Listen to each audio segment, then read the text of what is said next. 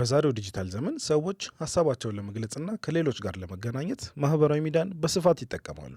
ሆኖም እነዚህ መድረኮች አንዳንድ ጊዜ ጥላቻንና ክፍፍልን የሚያበረታቱ መልእክቶች የሚሰራጩባቸው ቦታዎች ሊሆኑ ይችላሉ።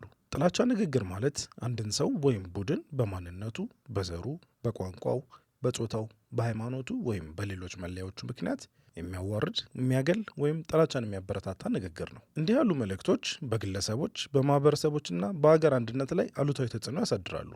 በተጨማሪም መድሎን፣ ግጭትንና አለመግባባትን ሊያባብሱ ይችላሉ። ታዲያ የጥላቻ ንግግርን እንዴት መቀነስ እንችላለን? አንድን መልእክት ከማጋራት በፊት ይዘቱን በጥንቃቄ መመርመር። መልእክቱ አንድን ቡድን እያዋረደ ወይም ጥላቻን እያበረታታ ነው የሚለውን ማረጋገጥ ይኖርብናል። የጥላቻ ንግግርን አለማሰራጨት። አንድ መልእክት ተጎጂዎችን ሊፈጥር ወይም ግጭትን ሊያባብስ የሚችል ከሆነ ከማጋራት መቆጠብ። የጥላቻ ንግግር የያዙ ይዘቶችን ሲያገኙ ሪፖርት ማድረግ ወይም ተገቢ ለሆኑ አካላት ማሳወቅ ይችላሉ። እንዲሁም ልዩነቶችን ማክበር፣ መቻቻልን ማበረታታት እንዲሁም አዎንታዊ መልእክቶችን ማሰራጨት የጥላቻ ንግግርን ለመቀነስ ያግዛል። ልብ ይበሉ፣ ቃላት ኃይል አላቸው።